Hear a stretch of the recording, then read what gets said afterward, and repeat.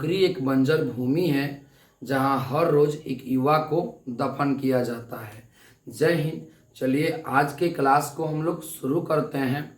Normal सा बात है कि चैनल का नाम है LMGS सेंटर CBSE बोर्ड। देखिए इस चैनल पर आपको CBSE के 8, 9 और 10 तीन मतलब क्लासों के सब्जेक्ट को, मैथ को, SST यानी सोशल साइंस को और साइंस को अच्छे से क्लियर कराया जाएगा। CBSE बोर्ड का चैनल का नाम है CBSE बोर्ड। हम लोग इसमें कवर करेंगे 8 क्लास को, हम लोग इसमें कवर करेंगे 9th क्लास को, हम लोग इसमें कवर करेंगे 10th क्लास को। क्लियर है ना? आगे समझिए। नॉर्मल सा मुद्दा ये बनता है कि हम लोग 3 ही विषय को लेके चलने वाले हैं, मैथ को, सोशल साइंस को और साइंस को। मैं आपको उम्मीद देता हूं, मैं आपको भरोसा देता हूं, यदि आप चैनल से जुड़े हैं, यदि आप चैनल से जुड़े हैं, नॉर्मल सा कहानी बनता है। मैं आपको गारंटी के साथ कह देता हूं, यदि एक बार मैंने मैथ कंप्लीट किया और आप लोग सारा का सारा मैथ का वीडियो एक एक करके अच्छे से नोट बना लिए हैं तो मैथ में 100 नंबर पक्का है। वह कहा गया ना, हम तैयार आप तैयार तो अब की पार, मैथ में 95 पार। तो ये है LMGS सेंटर CBSE बोर्ड। इसमें हम कंडक्ट करेंगे 8 को, 9th को और 10th को, साइंस, सोशल साइंस और मैथ को। तो अभी चल रहा है 10th क्लास का मैथ, उसका लेसन नंबर 1 चल रहा है, रियल नंबर जिसका नाम है। थोड़ा इसको अच्छे से आप समझेंगे। अभी चल रहा है 10वां क्लास का लेसन नंबर 1 जिसका नाम क्या है, रियल नंबर, या हम इसी को कहते हैं नंबर सिस्टम। इसमें हम लोग जान चुके हैं कि नंबर क्या है, डिजिट क्या है, रेशनल क्या है, इरेशनल क्या है। आज कुछ अलग टाइप के सवाल को लेकर आए हैं, तो आप इस सवालों पर फोकस करें और समझने का प्रयास करें। CBSE board, math class 10th, lesson number 1, real number या नंबर सिस्टम। तो आइए क्लास को शुरू करते हैं। नॉर्मल सा सवाल आपके सामने दे रखा है, if 8 and 64 of HCF 8 LCM इतना इज व्हाट। थोड़ा समझिए, यानी 8 का और 64 का जो HCF है वह 8 दे रखा है, तो हमें LCM फाइंड करना है। क्या निकालना है? हमें LCM फाइंड करना है। सबको पता LCM का फॉर्मूला होता है A into B upon HCF। थोड़ा सा आप फोकस कीजिए। कह रहा है कि 8 और 64 का HCF 8 है, तो 8 और 64 का LCM क्या होगा? तो LCM का फॉर्मूला होता है A गुने B बटा HCF। नॉर्मल सा बात है कि A तो ये फर्स्ट वाला कितना हो गया A, B तो ये सेकेंड वाला कितना हो गया B, और हमें चाहिए क्या HCF, तो HCF दे रखा है 8, 8 से 8 गया तो हम लोगों का LCM फाइंड होके निकल आया कितना 64। ये हम लोगों का आंसर हुआ। ऐसे ही सवालों को हम देखने वाले हैं। कुछ ऐसे सवाल हैं जो प्रीवियस ईयर के हैं और कुछ नए हैं, तो आप चैनल से जुड़े रहिए बढ़िया तरह से। चलिए सवाल नंबर 2 को समझते हैं। सवाल नंबर 2 को समझ लेते हैं। समझिए, सवाल नंबर 2 है, सवाल नंबर 2 है, if 636 of HCF 6 find the LCM 636 equal what. थोड़ा इसको भी आप अच्छे से समझिए। कह रहा है कि 6 और 36 का HCF 6 दे रखा है, तो 6 और 36 का LCM क्या होगा? क्या निकालना है? हमें LCM निकालना है। तो LCM का formula A into B upon HCF। क्या A दे रखा है? A माने पहला, तो पहला हमारा 6 दे रखा है, B माने दूसरा, दूसरा हमारा 36 दे रखा है, और HCF हम लोगों का 6 है। ये 6 से 6 गया, 36 हम लोगों का आंसर हुआ। उम्मीद है कि आपको समझ में आ रहा होगा। आइए एक और सवाल को हम देख लेते हैं। एक और सवाल को हम देख लेते हैं। Question number 3। देखिए हर चीज आपको अच्छे से क्लियर कराया जाएगा, हर चीज़ आपको अच्छे से कंडक्ट कराया जाएगा, बस आप लोग समझने का प्रयास कीजिए। सवाल नंबर 3 थोड़ा देखिए, कह रहा है इफ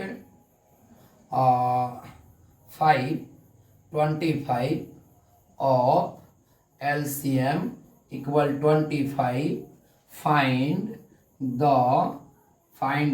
HCF 6 कितना है 5 और 25। थोड़ा इसको आप समझने का प्रयास कीजिए, क्या कह रहा है। कह रहा है 5 और 25 का LCM 25 दे रखा है। अब यहाँ LCM दे रखा है तो हमें निकालना क्या है, HCF ना। तो HCF का फॉर्मूला होता है A इंटू बी। इसके पहले वाले पार्ट में सारे फॉर्मूला आपको सिखाए गए हैं। A into B upon LCM। तो A यानी फर्स्ट वाला 5 है, B यानी कि सेकेंड वाला 25 है, और हमें LCM चाहिए तो LCM आ गया है कितना 25।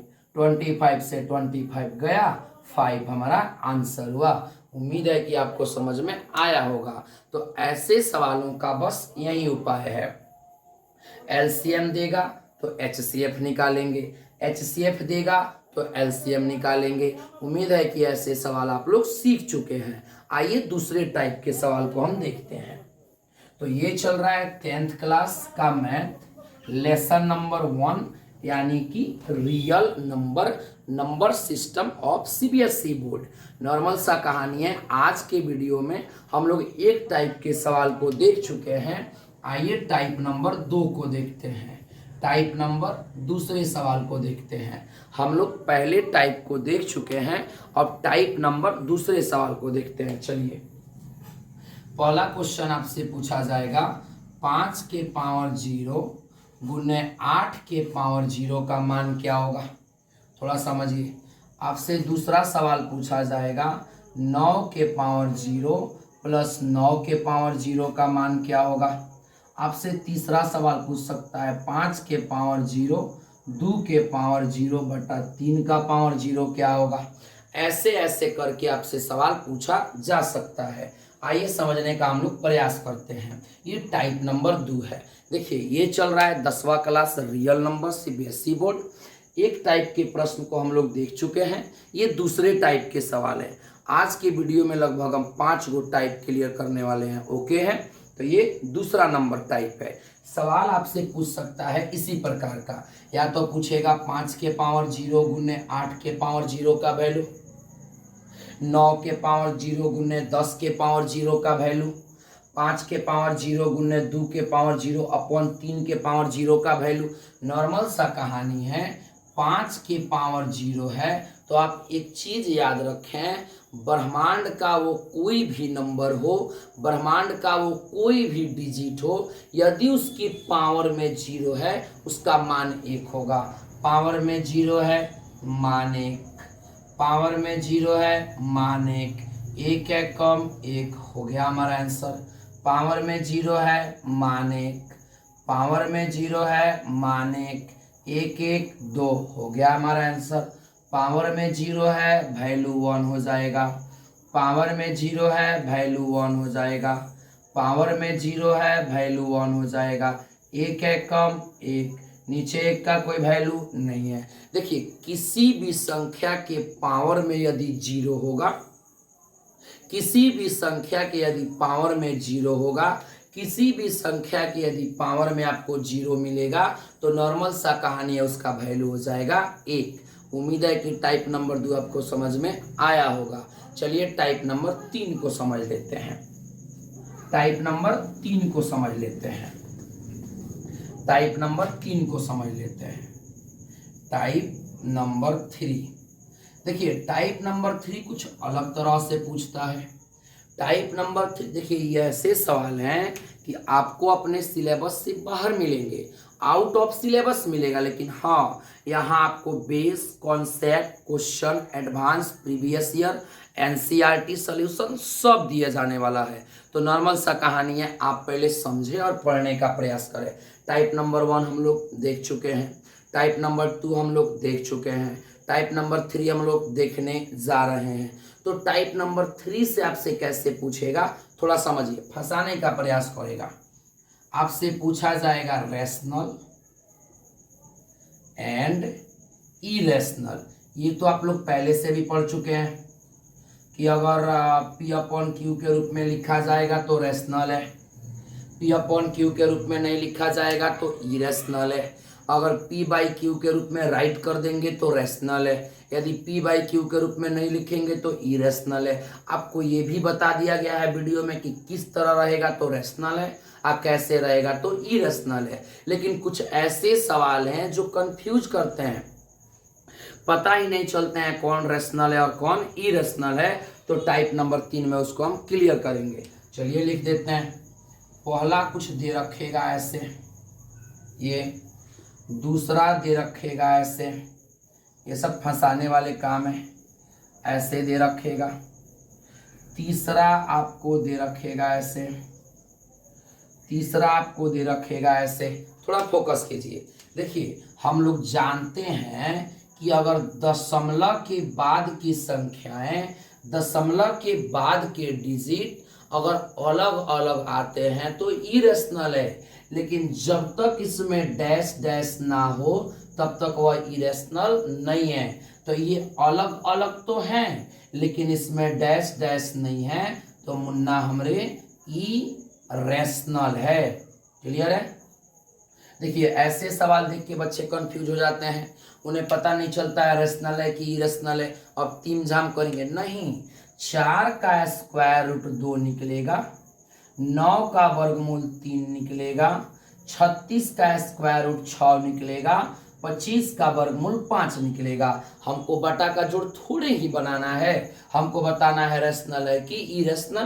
तो रूट में से निकल गया तो भाई कछिए ही, रूट में से निकल गया तो रैशनल है, रूट में से निकल गया तो रैशनल है। ये थोड़ा मिसिंग हो गया है, रैशनल है। ये देखिए यहाँ बच्चे बहुत बार गलती करते हैं, काट देंगे 3 तिरका 9, ना मुन्ना ना, ऐसे काटने से गलत चलने वाला नहीं है। ये है रूट में और ये है बाहर, इसका तो कोई कॉम्बिनेशन ही नहीं है। ये रूट में है, ये बाहर है, इसका कोई कॉम्बिनेशन नहीं है। ये रूट में है तो अपना अलग है, वो बाहर है तो अपना अलग है। आप लोग पढ़े हैं ब्रह्मांड का कोई भी संख्या रूट में होगा तो वो कची है, इरेशनल है। उम्मीद है कि आपको समझ में आया होगा। फिर मिलेंगे कल अगले वीडियो के साथ, तब तक के लिए जय हिंद।